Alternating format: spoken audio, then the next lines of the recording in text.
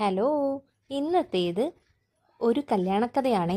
അതും കാവടി തുള്ളിപ്പോയിട്ട് ട്രാജഡിയായ വലിയൊരു കഥ. കുറേ നാളായി ഒരു കല്യാണത്തിനൊക്കെ പോയിട്ട്. അങ്ങനെ ദേ വണ്ടിയിലൊക്കെ കയറി ഇങ്ങനെ ഇരിപ്പായി. അതും വലിയ എൻജോയ്മെൻ്റ് ഒന്നും ഇല്ലാതെ, ഞങ്ങളാകെ വിഷമിച്ച് വലിയ പാട്ടൊന്നും ഇല്ലാതെ പോയ ഒരു സമയം. ഏനാത്തുനിന്ന് തിരുവല്ലയ്ക്കായിരുന്നു കല്യാണം. ദേ ആദ്യമൊക്കെ മാളു ഭയങ്കര സെറ്റപ്പിലൊക്കെ ഇരുന്നു. പിന്നീട് എല്ലാവരും ദേ ഇങ്ങനെ ഉറങ്ങി തൂങ്ങിയിരിക്കുകയാണ്. തിരിച്ചു വരുമ്പോഴെങ്കിലും അടിപൊളി ബസ്സിൽ കയറാമെന്നുള്ള ചിന്തയായി.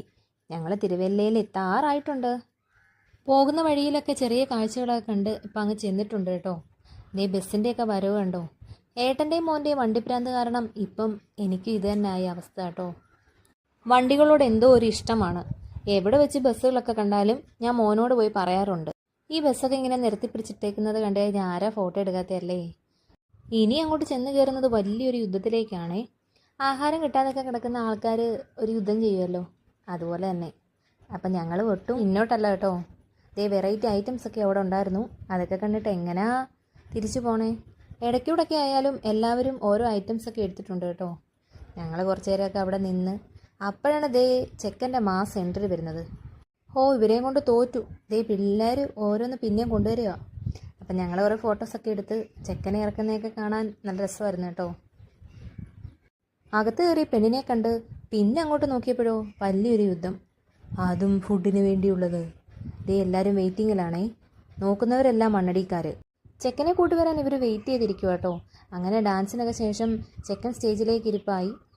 അതിനുശേഷം ഫുഡൊക്കെ വിളമ്പാനുള്ള തയ്യാറെടുപ്പിലൊക്കെയാണ്. എല്ലാവരും ഇങ്ങനെ വെയിറ്റ് ചെയ്തിരിക്കുകയാണ്, എപ്പം ഫുഡ് കിട്ടും എന്നൊക്കെ. കല്യാണമൊക്കെ കഴിഞ്ഞെല്ലാം ഫുഡ് കൊടുക്കത്തുള്ളൂ. ദേ വിളമ്പാനൊക്കെ തുടങ്ങിയിട്ടുണ്ട്. അങ്ങനെ ആകെ ഒരു ആശ്വാസത്തിൽ നോക്കിയപ്പോൾ ദേ ആദ്യമൊക്കെ ഇരുന്ന് തട്ടി വിടുകയാണ് കേട്ടോ. പിന്നീട് അങ്ങോട്ട് പെണ്ണിനെ കൊണ്ടുവരുന്ന എൻട്രി ആയിരുന്നു. അതും ഡാൻസൊക്കെ ആയി അടിപൊളി ഒരു മാസ് എൻട്രി. ഈ പാട്ടും ഡാൻസും ഒക്കെ കേൾക്കുമ്പോൾ എല്ലാവർക്കും ഒന്ന് തുള്ളാൻ തോന്നുക കേട്ടോ. ഇവിടുന്ന് പോയ പിള്ളേരാണ് ഈ കിടന്ന് തകർക്കുന്നത്. പിന്നെ വേറൊരു കാര്യം, ഈ കല്യാണവും ഫുഡ് കഴിക്കലുമൊക്കെ ഒരേ ഹാളിലായതുകൊണ്ട് കല്യാണവും കാണാം, ദേ ഇങ്ങനെയുള്ള എൻജോയ്മെൻ്റ് ആയിട്ടുള്ള പരിപാടികളും ഫുഡ് കഴിക്കലും എല്ലാം നടക്കും. കൊട്ടും കുരവയും ശബ്ദങ്ങളും ഒന്നുമില്ലാത്ത ഒരു സൈലൻ്റ് ആയിട്ടുള്ള താലികെട്ട്, അതെനിക്കിഷ്ടമായി കേട്ടോ. ദേ ഇവരൊക്കെ ഇരുന്ന് ചിരിക്കുന്ന കണ്ടോ. എല്ലാവരും ഇരുന്നു, എനിക്ക് മാത്രം സീറ്റ് കിട്ടില്ല. ഈ ചെക്കനിട്ടല്ലേ എനിക്കിരിക്കാൻ പറ്റൂ. അങ്ങനെ അവനെയൊക്കെ എടുത്ത് മാറ്റി ഞങ്ങൾ ഇരിക്കാൻ തുടങ്ങിയിട്ടുണ്ട്. ഫുഡൊക്കെ വരുന്നുണ്ട് കേട്ടോ. നല്ല അടിപൊളി ഫുഡായിരുന്നു കേട്ടോ. എനിക്ക് നന്നായി ഇഷ്ടപ്പെട്ടു. ശരിക്കും കഴിക്കാനും പറ്റി. അങ്ങനെ ഞങ്ങൾ കുറേ ഫോട്ടോസൊക്കെ എടുത്ത് തിരിച്ചു പോകുമ്പോൾ ഫുഡൊക്കെ തയ്ക്കണ്ടേ. അങ്ങനെ കുറേ തുള്ളലും കാര്യങ്ങളുമൊക്കെ ആയിട്ട് അടിച്ചു പൊളിച്ചൊരു കല്യാണം സെറ്റ്.